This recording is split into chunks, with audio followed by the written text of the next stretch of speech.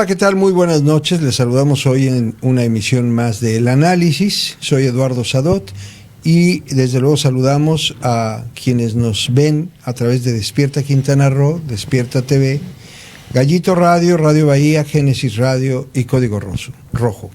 El día de hoy tenemos varios temas interesantes que tratar en materia de notas jurídicas, de amparo, y para ese efecto tenemos un invitado de lujo, el licenciado José Luis Pineda Díaz, a quien saludo con mucho gusto. José Luis, muy buenas noches. ¿Qué tal? Muy buenas noches. Gracias por la invitación y un saludo a todo su auditorio. Bueno, pues entramos directamente al tema. El licenciado José Luis Pineda ha sido litigante, es catedrático en Cancún, Quintana Roo, ha sido síndico municipal y bueno, es un hombre que conoce de muchos temas y desde luego temas que tienen que ver con el municipio de Benito Juárez y con Cancún, desde luego. Y bueno, un tema que es importante, que tiene que ver con el medio ambiente y que le tocó de alguna manera conocer y manejar, que fue el tema de Tajamar, en el que ya platicaremos lo interesante de la elaboración de un amparo y cómo este amparo prosperó y cómo se logró finalmente un objetivo. Pero empecemos por el principio, licenciado. Cuénteme, usted es abogado, estudió en la Ciudad de México, tengo entendido, y luego vino aquí, como muchos de nosotros, a la ciudad de Quintana Roo, a la ciudad de Cancún, al estado de Quintana Roo. Platíqueme cómo fue eso y cómo se fueron dando estas cosas. Sí, efectivamente, yo viví en la Ciudad de México, soy oriundo del Estado de México.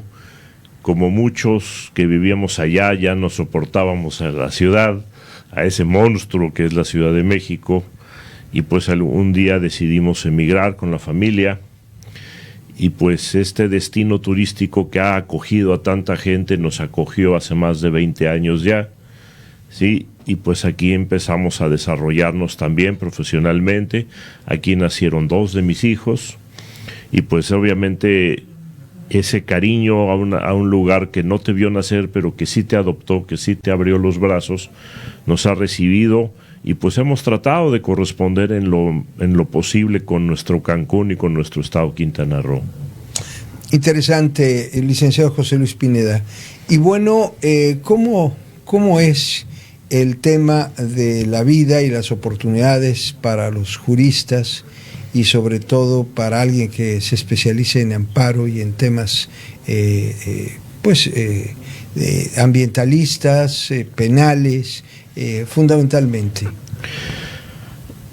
Este es un estado que ofrece muchas oportunidades a todas las personas, no solamente a los abogados, y en el ámbito jurídico ofrece muchas cosas. Hay todavía muchos pendientes en los diferentes aspectos del ámbito jurídico. Evidentemente, por sus características, Quintana Roo es un estado en el que el medio ambiente debe de ser considerado como algo fundamental. No solamente es un derecho humano hoy día, sino que tiene que tener un equilibrio entre cuidar el medio ambiente y las inversiones que de una u otra manera generan la riqueza para la población que vive aquí. Entonces, me parece que ha sido muy difícil poder conciliar en este estado los intereses económicos por un lado, los intereses laborales, que toda la gente necesita oportunidades de empleo para llevar un sustento a su familia, para poderse desarrollar personal y profesionalmente, pero además eso tiene que conciliarse con el medio ambiente, tiene que ver con la preservación del medio ambiente. Quintana Roo ofrece muchas bellezas naturales a todos sus visitantes, a todos sus turistas, a nosotros mismos, ¿sí? Entonces tenemos que cuidarlo, pero también por otro lado es importante equilibrarlo con el desarrollo, y creo que esa es la parte difícil. El tema del medio ambiente en todas sus facetas impacta, desde luego estoy de acuerdo y me parece acertado lo que dice, impacta desde luego en un destino turístico como Cancún, hay muchos temas, el tema de Tajamar fue uno de ellos. Actualmente está el tema de la construcción del puente, que yo pues comparto. Yo creo que se deben de hacer proyectos alternos. Yo respeto mucho lo que se ha decidido en el tono de hacer un puente para liberar un poco el tránsito viniendo de la zona hotelera, pero yo no sé si se tomó en consideración la posibilidad de hacer un túnel también, no un túnel debajo de la laguna, hago la aclaración, sino un túnel debajo de la misma avenida Cuculcán, en la zona de los antros, y que debajo de esa parte, no debajo del agua, sino debajo de esa parte que es tierra, que es arena, que son zonas arenosas, hacer un puente que empezara más o menos unos 200 metros antes de donde comienza la zona de antros, viniendo del aeropuerto hacia acá, y que saliera alrededor de la zona de Punta Poc. Un túnel como los túneles extraordinarios que se hacen que se han hecho inclusive en Nueva York, el famoso túnel que se fue debajo del mar allá en el Canal de la Mancha, que une Inglaterra con Francia, o a lo mejor estoy pensando en el túnel que se hizo entre Italia y Suiza, abajo de los Alpes suizos, a la altura de lo que se conoce como paso de Gotardo. Yo pensé que pudiera hacerse algo así, que sería menos agresivo para la ecología, para el medio ambiente, pero usted tendrá una opinión más favorable. Pero yo creo que más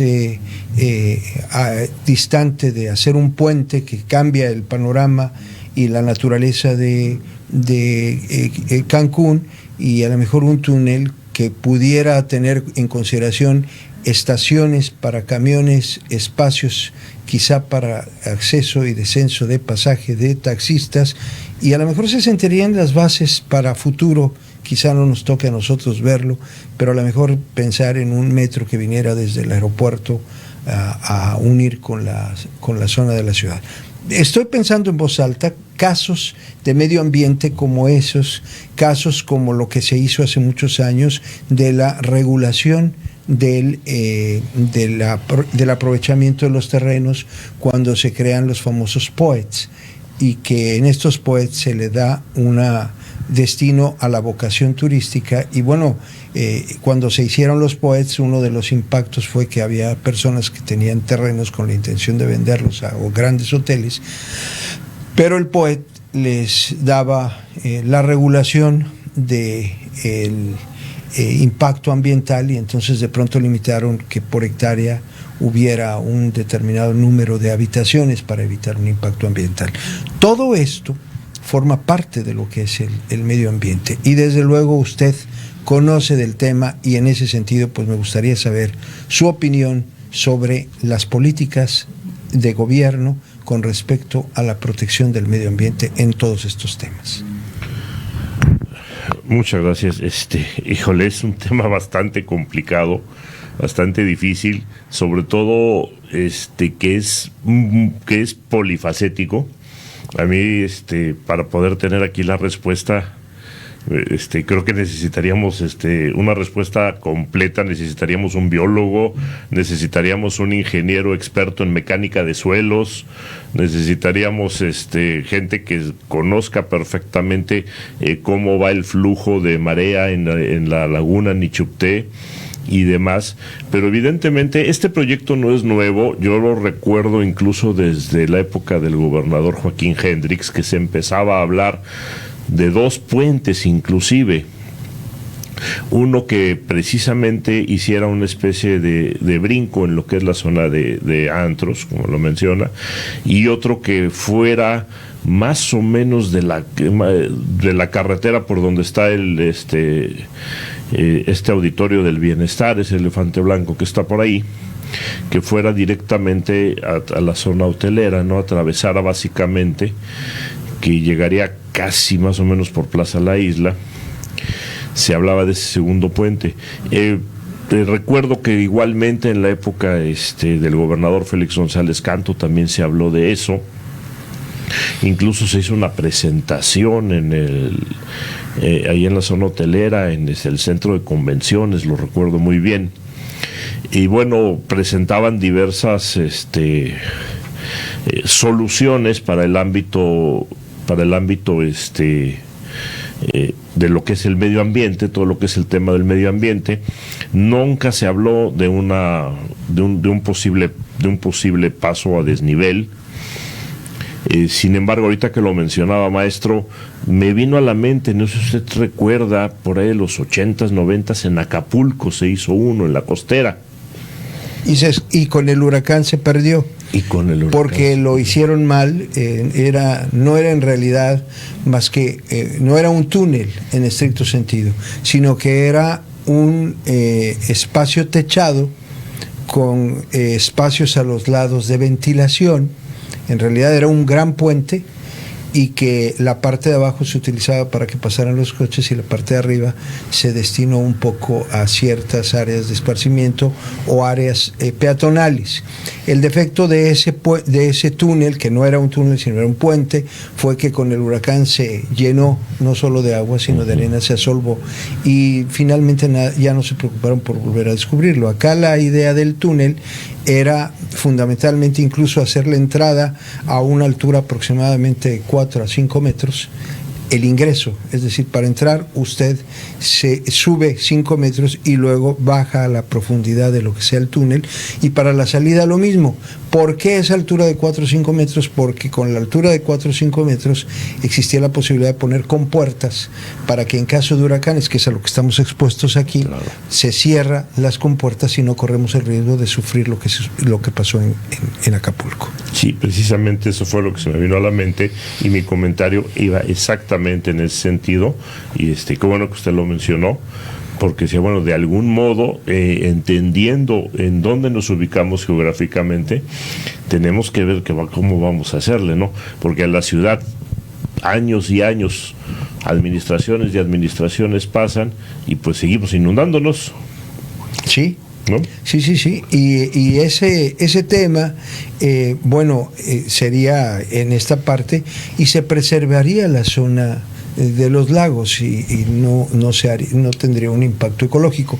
Pero bien lo acaba de mencionar licenciado José Luis Pineda, que han sido diversos gobiernos, desde el licenciado Hendrix, el mismo licenciado González Canto y el propio Roberto Borge, y ahora el contador Carlos Joaquín, han tenido la intención y tienen el interés de resolver un problema añejo que no ha encontrado solución y que a veces tampoco se ha podido dar por el costo o el tema del financiamiento. Parece que en eso andan, ¿no? Sí, sin embargo, en mi opinión, gente preocupada por el medio ambiente, que le gusta leer un poquito, y creo que falta platicar todavía por ejemplo, con urbanistas. Sí. Uh-huh. Yo entiendo que se voltee a ver a los colegios de ingenieros, colegios de arquitectos, es muy importante, pero creo que, por ejemplo, a los urbanistas se les está dejando de lado, que son de una u otra manera los especialistas en el diseño de ciudades. Sí. Claro. Y yo he escuchado en muy diversas ocasiones hablar a los urbanistas, más que de crear vialidades y ensanchar vialidades, ¿sí? La solución está en los transportes públicos. ¿Sí? Uno ve en el metro de Nueva York, quienes hemos tenido la oportunidad de estar allá en esa ciudad y subirnos al metro, ve uno gente de todo tipo, desde trabajadores de la construcción hasta ejecutivos de alto nivel usando el metro en la ciudad de Nueva York. Claro.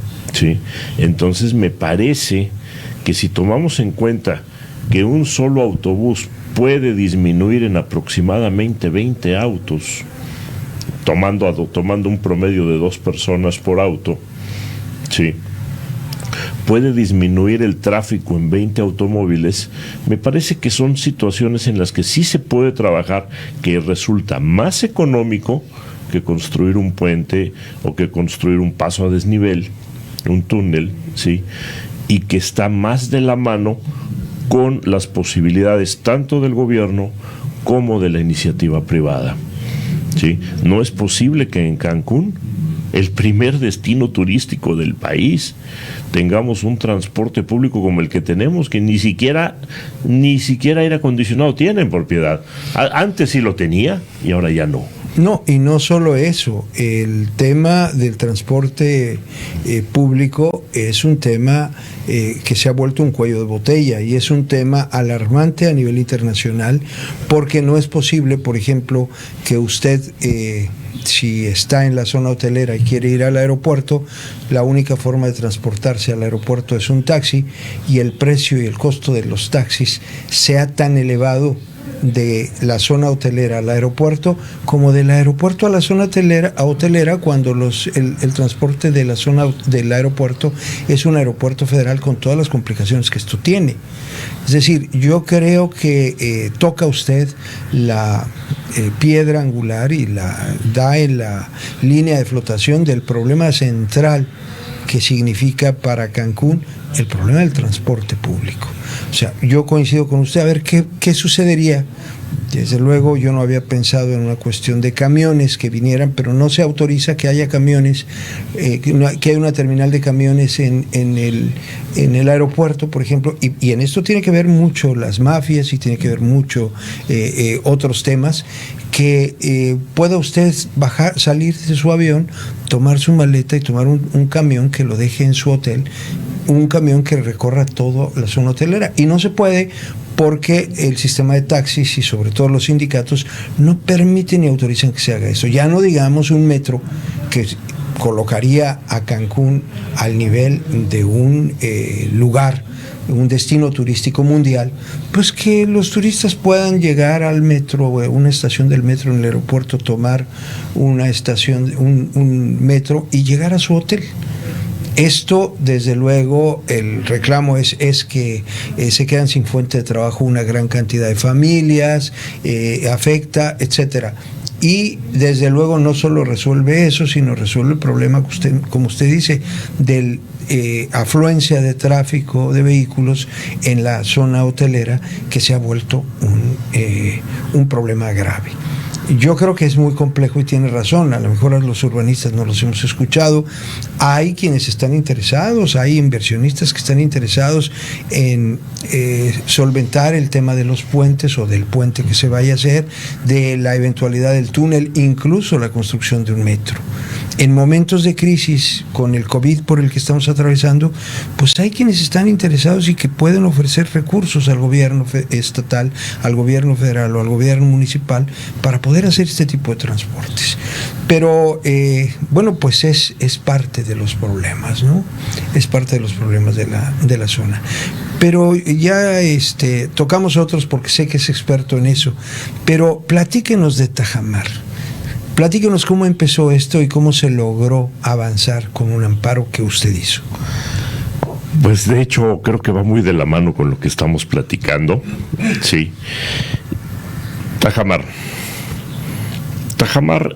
empezó hace muchos años como un proyecto en el que, como en otras ocasiones, se hace un poco a las escondidas de la ciudadanía. ¿Sí?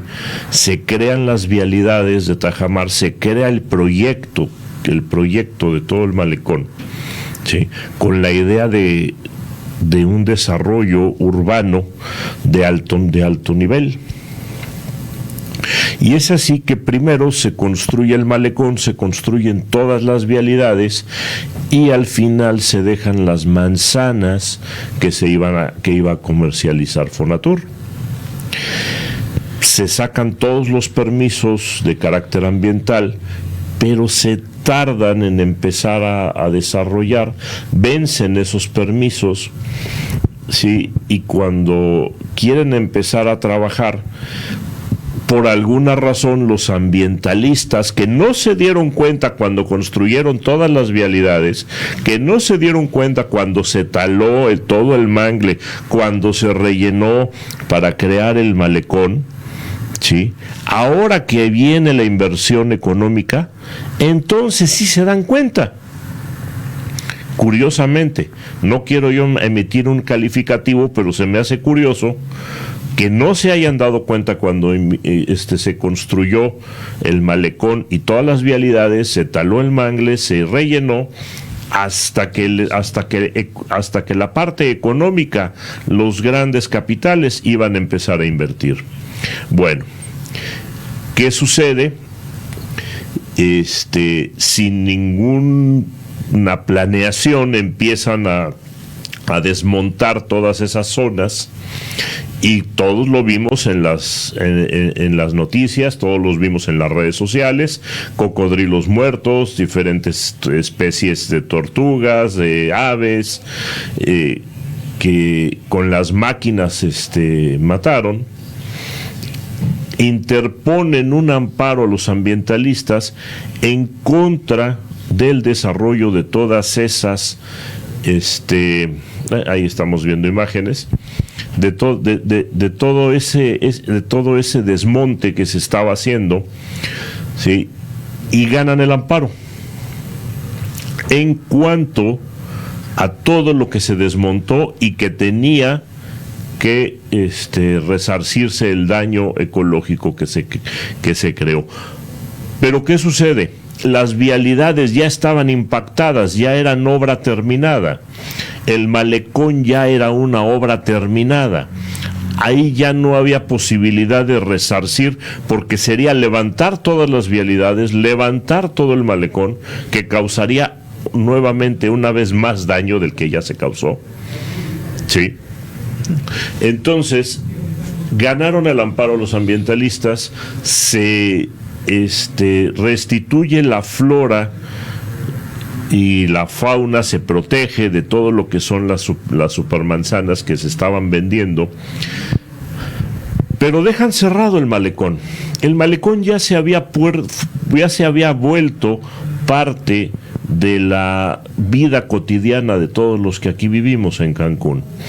Sí, muchos llevábamos a nuestros hijos a caminar, íbamos con nuestras mascotas. Yo veía gente que incluso se iba al malecón a hacer un picnic y llevaban sándwiches, agua, a sus niños con bicicletas, veías gente haciendo deporte. Es lo que se conoce como la tabla, ¿no? La rambla. No, pero había algo donde se hacían paseos en bicicleta. Sí, ahí lo estamos viendo, todo lo que es la rambla. Sí. Sí, es esa parte, todo lo que es la rambla, sí, del malecón. Yo ahí mismo ahí enseñé a mi hija a andar en bicicleta. Entonces, ya no había razón para que siguiera cerrado el malecón. Esa parte que los cancunenses ya habíamos hecho nuestra, y yo veía gente los domingos en las mañanas, los domingos en las tardes, paseando, caminando, haciendo ejercicio. Sí, a mí me gustaba mucho la seguridad que había, veías patrullas pasar a cada ratito. De repente los malandros se quisieron meter y rapidito para afuera. Entonces, vamos a ir a un corte, licenciado. Estamos platicando con el licenciado José Luis Pineda y hablando sobre temas ecológicos, sobre temas de aquí, de Quintana Roo. Estamos en el análisis. Regresamos después del corte.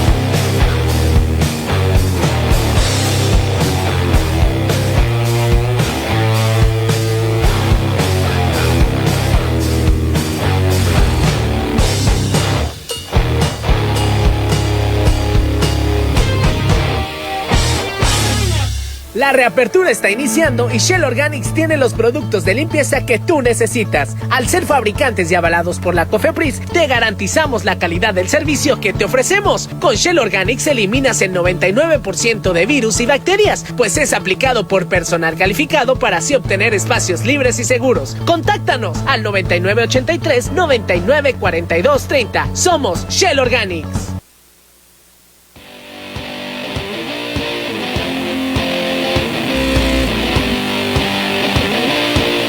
Hola, soy Tefi Escudero, entrenadora de Mobius CrossFit. No te pierdas toda la programación.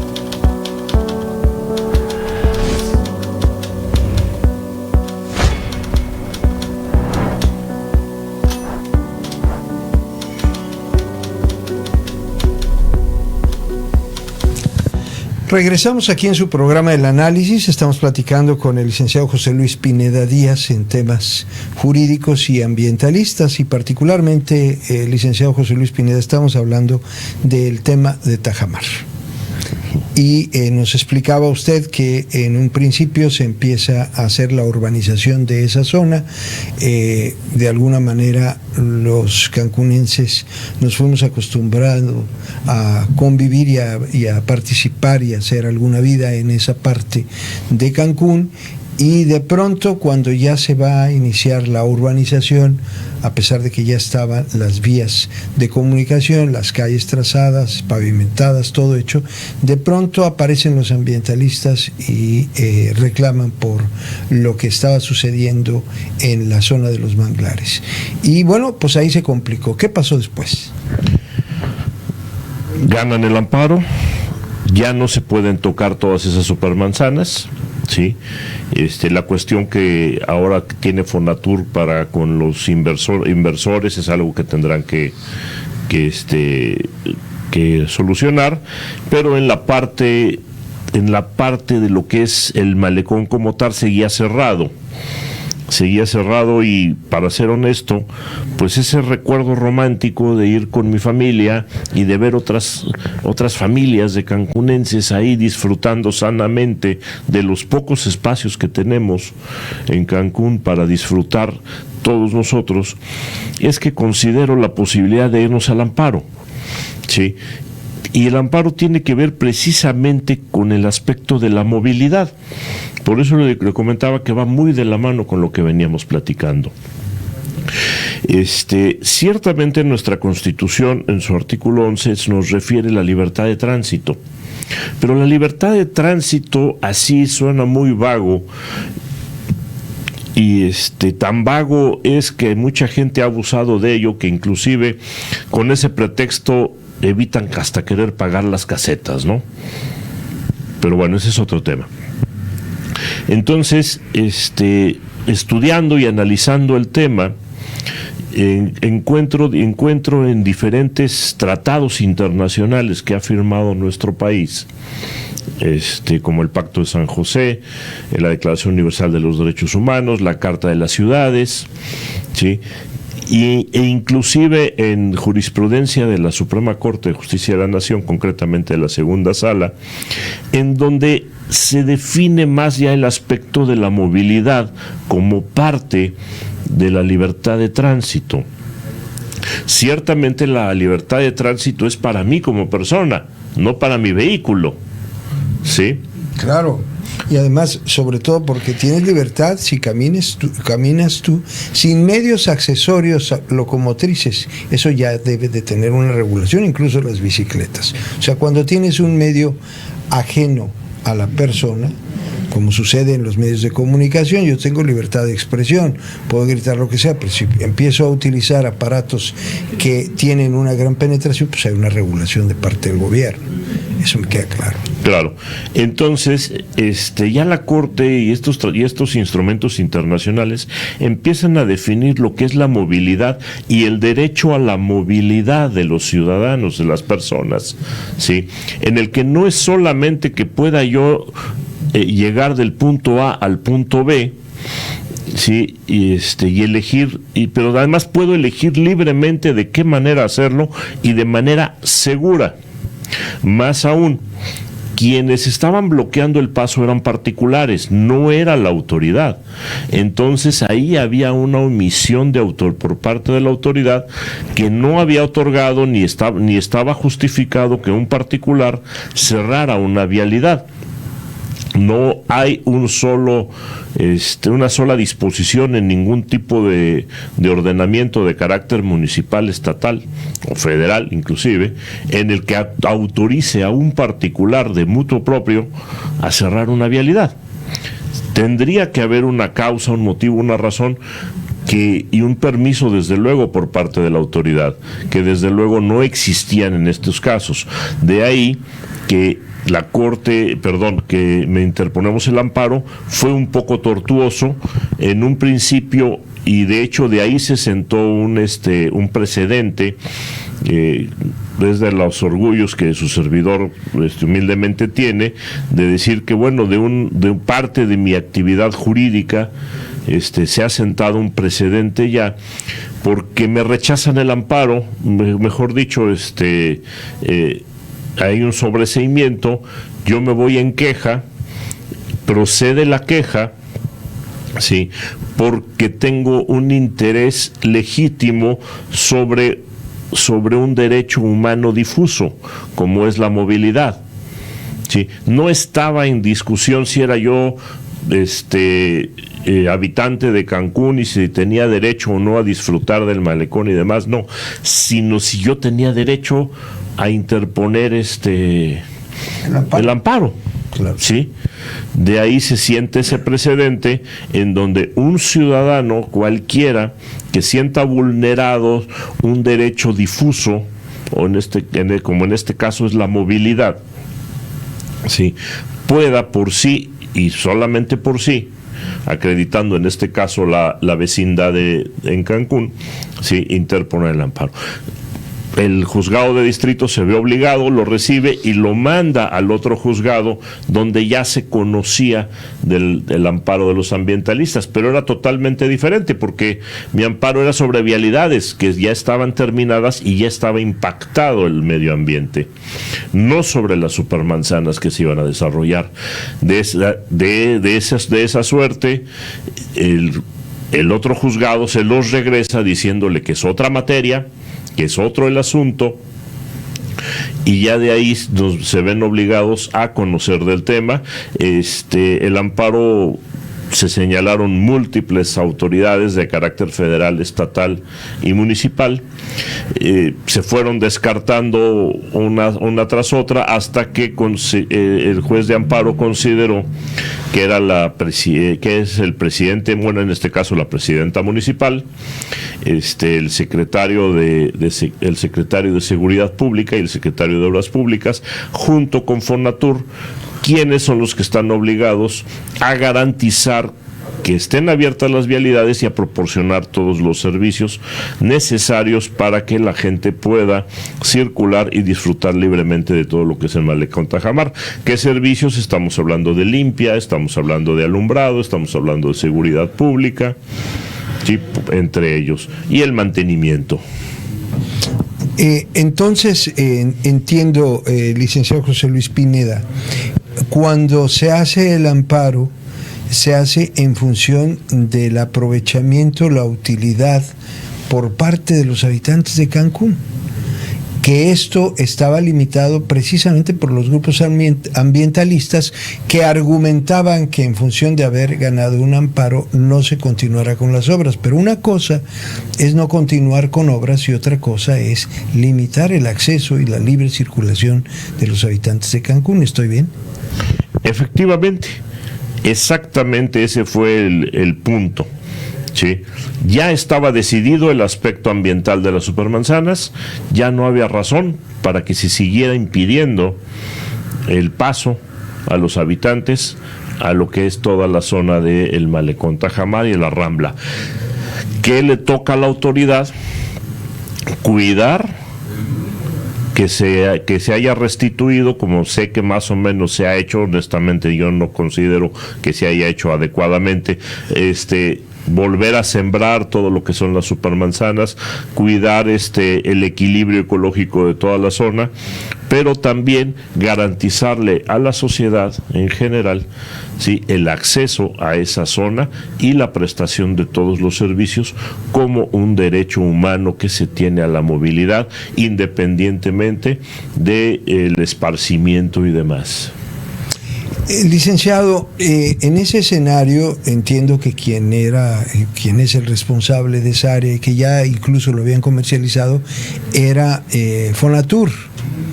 Y al momento de ganar el amparo, los ambientalistas entiendo que se paró todo este desarrollo. ¿Qué sigue?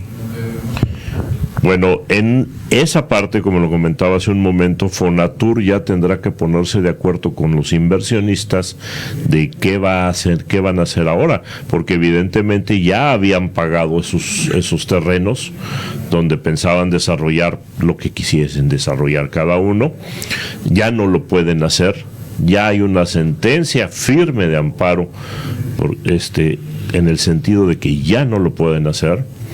Fonatur tendrán, no sé si restituirles su dinero o darles terreno en otro lado, yo esa parte la desconozco, ¿sí? Lo que sí sé que sigue en cuanto a lo que es a la Rambla, ¿sí?, tiene que ver con el cuidado al medio ambiente, como lo decía, el garantizar el libre acceso, la prestación de todos los servicios, el mantenimiento, luz, seguridad pública, limpieza, y hay una parte muy importante que yo considero que no se ha visto mucho, ¿sí?, es que se siga fomentando que la ciudadanía pueda seguir asistiendo ahí. Después de que se liberó, se hizo, y antes de que se desarrollara la pandemia, se hizo ahí, el carnaval. Sí, fue inmediatamente lo primero que se hizo, el carnaval, y me parece que son cosas que una vez que retomemos nuestra normalidad, esperemos que sea lo antes posible, pues se siga haciendo, ¿no? Para que siga siendo un espacio de todos nosotros y que a lo mejor del día de mañana pueda haber exposiciones de algo, conciertos, no lo sé. Eso. Licenciado José Luis Pineda Díaz, estamos hablando con el jurista, con el ambientalista y desde luego que conoce en materia de amparo. Cuando usted habla de esta situación de Tajamar, me viene a la mente algunos espacios verdes que tanta falta le hacen a Cancún en general, particularmente en la zona de la población, no nada más la zona hotelera. Y se me viene a la mente, está quizá usted pensando lo mismo que se me ocurre en este momento, que todo Tajamar se vuelva algo así como una zona de esparcimiento, como quizá el bosque de Chapultepec en la Ciudad de México, como quizá el Central Park en Nueva York, es decir, el destino que tenía la idea de ampliar en negocios terminará siendo un área verde, un área importante de esparcimiento y de aprovechamiento para la ciudadanía de Cancún. Pues yo pienso que sí, entre el equilibrio ecológico y el esparcimiento, creo que se pueden lograr ese tipo de cosas que nos beneficiarían a todos los que aquí vivimos, y pues de una u otra manera va a ser algo que nosotros le vamos a dejar a las siguientes generaciones, ¿no? Por ejemplo, también poco se habla de la rampa pública que se encuentra en el Malecón Tajamar, y eso podría ayudar, por ejemplo, a la gente que tiene pues, desde una lanchita, ¿sí? Y que no tiene que ir hasta la zona hotelera a pagar para poder accesar y echarla al agua, ¿no? Eso es un tema muy interesante. ¿Y qué impediría que esto se hiciera? ¿De quién depende? ¿De Fonatur, del municipio, del gobierno estatal, del gobierno federal? ¿Qué impide que esto se haga? ¿O a quién lo impide? ¿O simplemente a nadie se le ha ocurrido ya darle un uso, una utilidad y un aprovechamiento compartido con los ciudadanos? Pues impedirlo, nadie lo impide. Es simplemente voluntad. Y bueno, el juez fue muy claro cuando analizó las obligaciones de cada autoridad señalada, en que es la presidenta municipal como cabeza de la administración, su secretario de Obras Públicas, su secretario de Seguridad Pública, ¿sí? Y todo esto en coordinación con Fonatur. Ya el juez lo dijo, o sea, son ellos. Simplemente deben de tener la voluntad. También me queda claro que hay un aspecto presupuestal, la parte odiosa del dinero, no se puede evitar, pero no me pareciera que fuera tan caro, ¿no? Antes del año pasado, mejor dicho, antes de que cerraran Tajamar, no el año pasado, que estuvo cerrado desde 2016, recuerdo que fui en más de una ocasión y de repente me encontraba con que pues había unos coches que se estaban exponiendo de cierta marca, y luego en otra ocasión había pues algún tipo de pues de feria, que había mucha gente que llevaba sus alimentos a vender. Sí, en otra ocasión una exposición de pinturas, y pues creo que esa es la parte que se tiene que retomar, ¿no? Obviamente cuando retomemos una normalidad.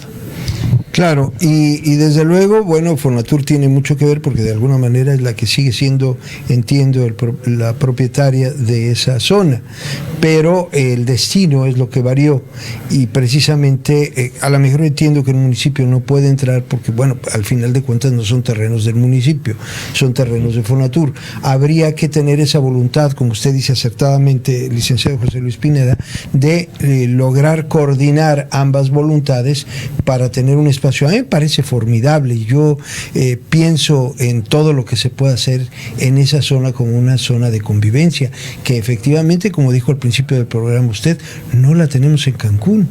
No hay un área de esparcimiento como esos dos ejemplos que le di, el caso de Central Park en Nueva York y el caso de Chapultepec en la Ciudad de México. Y hacerlo aquí y a la orilla de la laguna, pues es algo que se antoja no solamente agradable, sino muy interesante. Lo tuvimos hace mucho, se llama Parque de las Palapas. Sí. Lamentablemente, por una mala planeación, en mi opinión, del Parque de las Palapas se perdió. Tan es así, cuando se le quitaron todas esas jardineras que tenía y demás, y se puso una plancha de concreto, pues yo comparto la opinión de la gente, no era el Parque de las Palapas, era el sartén de las Palapas. Solamente podías caminar de las 7 de la noche en adelante, ¿no? Entonces, me parece que deben recuperarse ese tipo de espacios como lo que era antes el Parque de las Palapas, ¿sí? Quitar esa plancha de concreto que está ahorita, que por algo le da el nombre de sartén de las Palapas. Sí.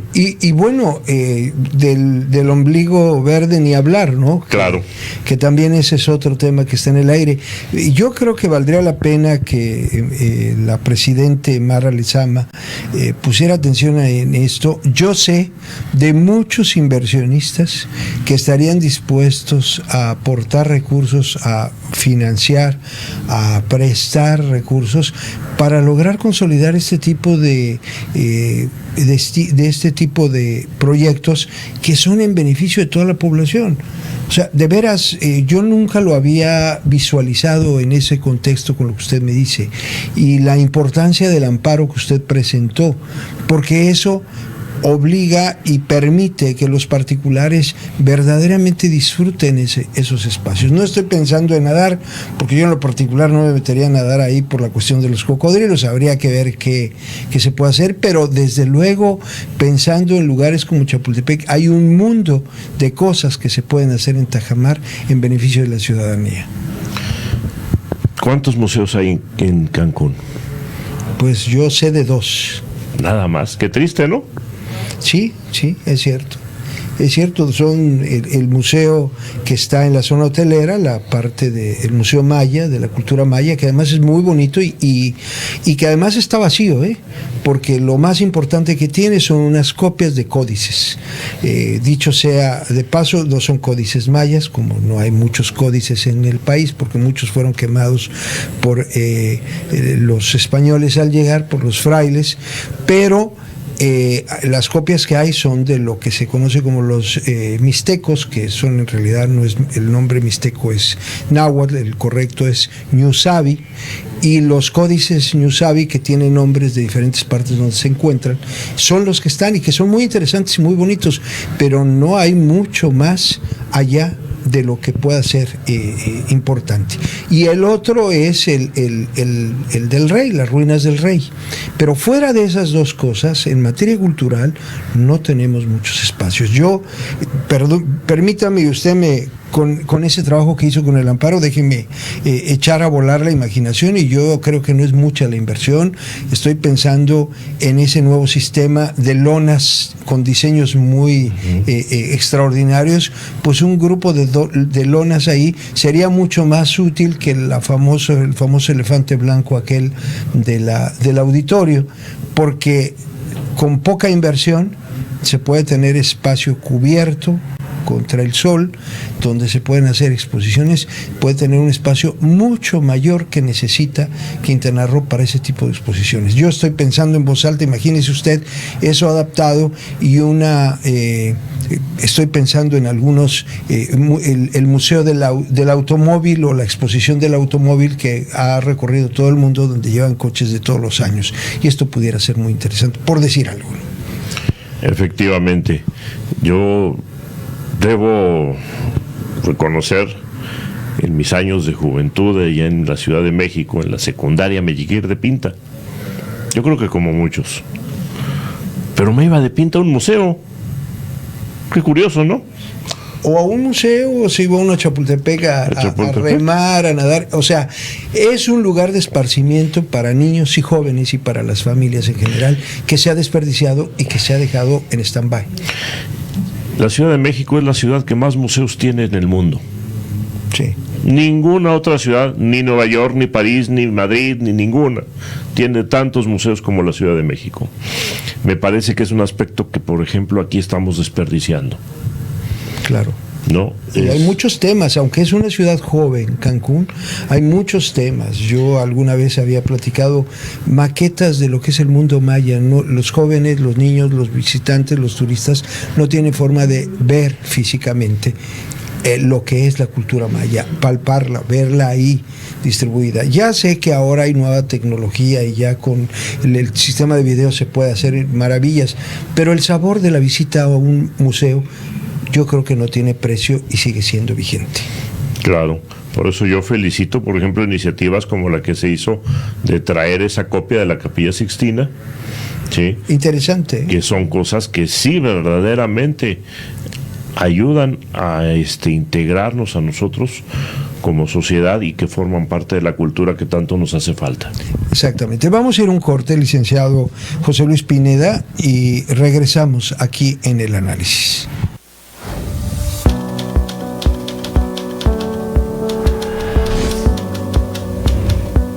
La reapertura está iniciando y Shell Organics tiene los productos de limpieza que tú necesitas. Al ser fabricantes y avalados por la COFEPRIS, te garantizamos la calidad del servicio que te ofrecemos. Con Shell Organics eliminas el 99% de virus y bacterias, pues es aplicado por personal calificado para así obtener espacios libres y seguros. Contáctanos al 9983-994230. Somos Shell Organics.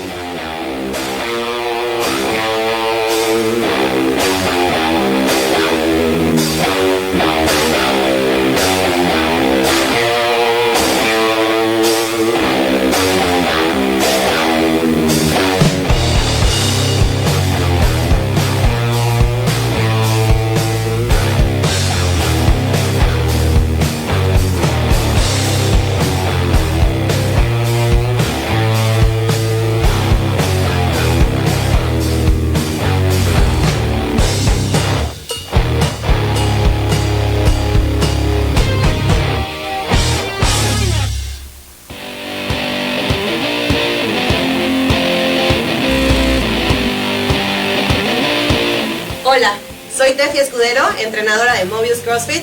No te pierdas toda la programación en Despierta TV.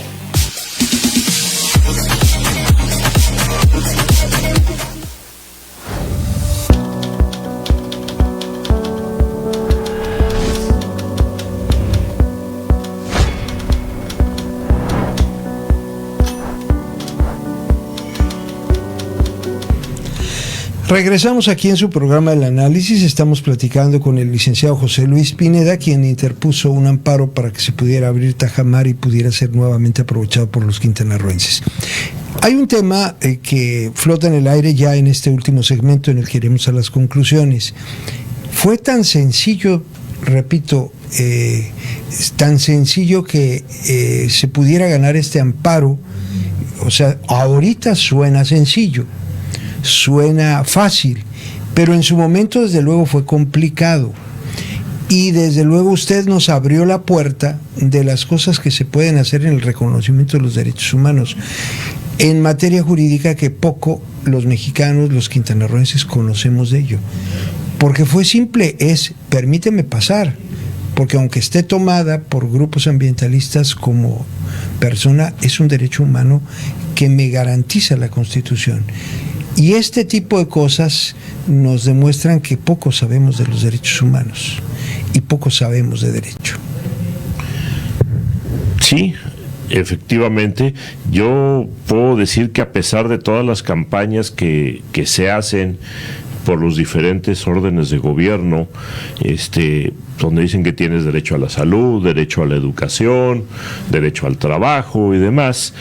Sí, es cierto, y la mayoría de la gente medianamente lo sabe. El problema está en que no saben cómo ejercer esos derechos. Y además el espectro de derechos, conforme la sociedad, de derechos humanos me refiero, conforme la sociedad se va haciendo cada vez más complicada, el espectro de derechos humanos se va ampliando, va haciendo un abanico cada vez más grande, y lo acabamos de comentar ahorita, maestro. De la libertad de tránsito pasamos al derecho humano de la movilidad. Claro. ¿Sí? Hoy día en las clases de derechos humanos en la universidad, ya les estoy dando clases de derechos humanos de tercera generación, cuando incluso ya en los niveles más avanzados en otros países ya se habla incluso de derechos humanos de quinta generación. ¿Sí? Ya no es solamente derecho al trabajo, derecho a la educación, derecho a la salud, a la libertad, a la vida, ya estamos hablando de otro tipo de derechos humanos que son los más complejos, el derecho a la información, que a cada rato escuchamos también en las noticias que el IFAI, si tienes alguna duda, quieres saber algo del gobierno, pregunta.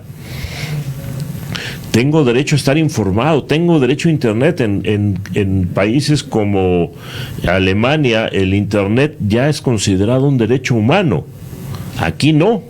¿Y en qué nos enfrentamos ahorita? Tengo derecho a la educación en pandemia, pero no tiene trabajo mi papá, no me puede pagar un Internet, pero tengo derecho humano a la educación. No solo eso, lo grave, lo que la Constitución establece como el derecho a la salud, y que hoy precisamente, no podemos dejar de decirlo, hace escasa media hora, una hora, los diputados en la Cámara de Diputados de Morena acaban de empezar una discusión, lo que han llamado un albazo, para quitar el fondo para recursos en casos catastróficos, de enfermedades catastróficas.